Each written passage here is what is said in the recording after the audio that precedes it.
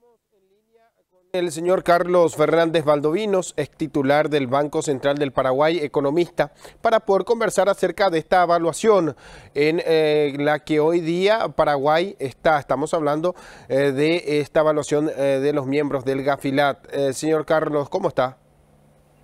¿Qué tal? Muy buenos días para vos y para toda la teleaudiencia. Desde ya agradecido por su tiempo y quisiéramos saber qué tan preparados estamos para esta evaluación. Hemos hecho la tarea en los últimos años. En fin, ¿a qué nos exponemos también? Mira, yo tengo una mirada optimista, si bien hay que reconocer de que este evento, que yo le llamo el evento del año, va a ser desafiante. Yo creo que se ha logrado, así como en otras áreas, importantes avances en términos de prevención al lavado de dinero y en el combate al financiamiento del terrorismo. En varias áreas. No puedo hablar de que este avance ha sido uniforme a través de todos ellos, pero en lo que más conozco, digamos, la parte financiera, realmente se han implementado muchísimas medidas desde el Banco Central, de tal manera a que el sistema financiero sea un colaborador en esta tarea de prevenir el lavado de dinero. Y en lo que corresponde, evidentemente, porque siempre se encuentran debilidades, siempre hay alguno que cruza luz amarilla o incluso luz roja. El Banco Central en su momento, y ya estoy hablando de casos más recientes, ha aplicado las sanciones correspondientes. Algo que es muy importante en esta visita, porque esta visita no solamente viene a ver el marco jurídico, es decir, si la legislación paraguaya incorpora todo lo último de las recomendaciones de las mejores prácticas de prevención del lavado de dinero, sino que también va a ver cuán efectivas son esas normas, es decir, si se han sancionado y cómo han terminado esas sanciones. Entonces, yo creo de que hay avances, no podemos negar eso.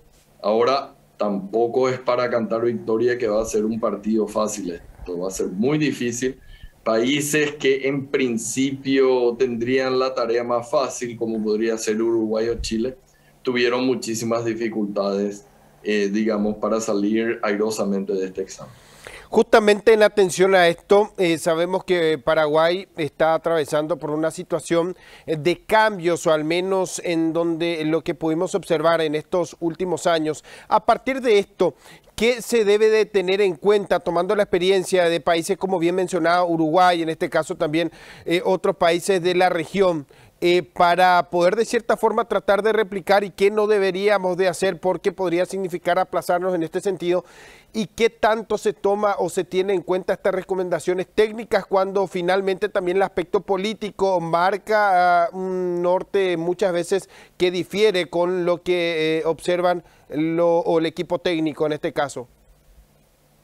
Sí, evidentemente tenemos que seguir realizando avances, o sea, no podemos decir que es un país perfecto, hay muchas debilidades todavía. Me preocupa muchas veces, simplemente para poner un ejemplo, y no quiero centrar mi crítica en este poder del Estado, pero me ha tocado situaciones en las cuales el Banco Central imponía una sanción por debilidades en el esquema de prevención del lavado de dinero, eso se recurría a la justicia y finalmente en la justicia se revertía las sanciones que implementaba el Banco Central de Paraguay. Eso es algo que creo de que nos van a cobrar de cierta manera en esta visita que tenemos, porque no es solamente el órgano regulador el que tiene que estar de acuerdo con eso, sino la propia justicia la que finalmente tiene que permitir que el órgano regulador, que es el que más conoce, pueda aplicar las sanciones. Entonces, yo creo de que en otros países se respeta mucho más lo que decide finalmente el órgano regulador y eso es algo que vamos a tener que seguir aprendiendo porque si no, básicamente lo que haga el Banco Central o la Superintendencia de Banco o la Superintendencia de Seguros básicamente no va a tener ningún valor ya que todo va a ser revertido a nivel de la justicia. Tenemos que ver de que esto es un proceso, esta es una evolución permanente.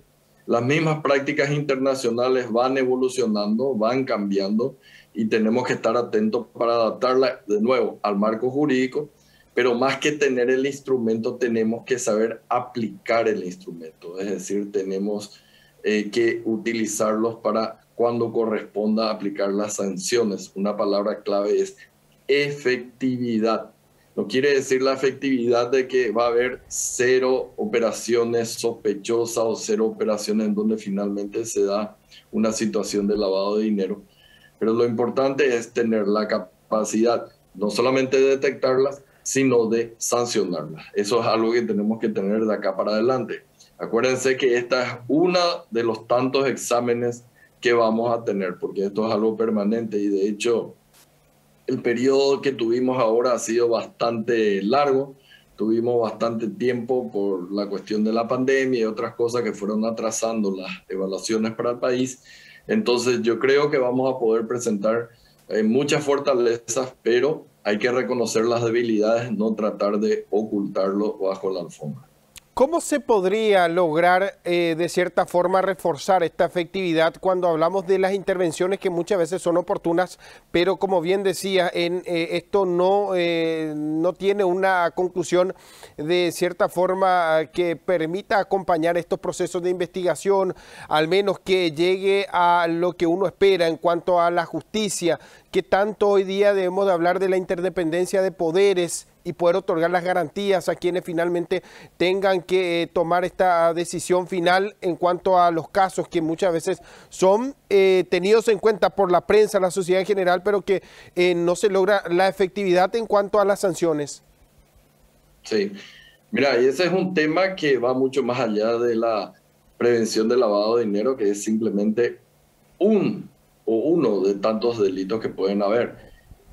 Acá estamos hablando de fortalecer el marco institucional que como consecuencia de eso finalmente también va a fortalecer esta lucha esta lucha por prevenir el lavado de dinero. Entonces, ahí sí estamos hablando de algo mucho más grande, fortalecimiento institucional, que es un tema que las propias calificadoras de riesgo, por ejemplo, nos señalan permanentemente como una de las grandes debilidades de nuestro país y lo que imposibilita seguir avanzando hacia el camino ese que llamamos el logro de la meta de grado de inversión.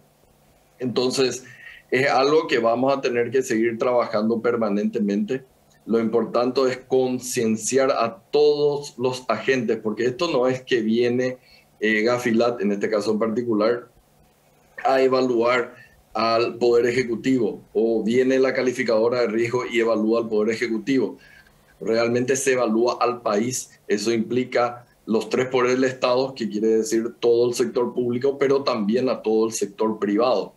Muchas veces queremos deslindar responsabilidades y decir, no, esto le evalúan a cierto gobierno nomás, y yo creo que ese es un concepto errado. Acá estamos evaluando al país.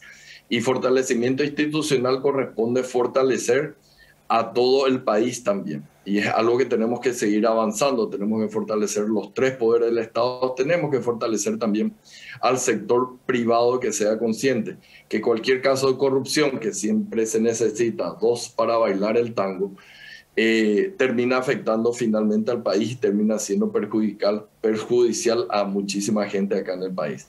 Vamos a tener que seguir trabajando. De nuevo, como siempre digo, no va a poder ser una revolución. Yo no creo en una revolución, creo más en una evolución. Y entonces es una tarea pendiente para los años venideros, fortalecer todo lo institucional para que a través de eso podamos fortalecer todo lo que se refiere a prevención al lavado de dinero y combate al financiamiento del terrorismo. ¿Qué se debería tener en cuenta cuando hablamos de intervención?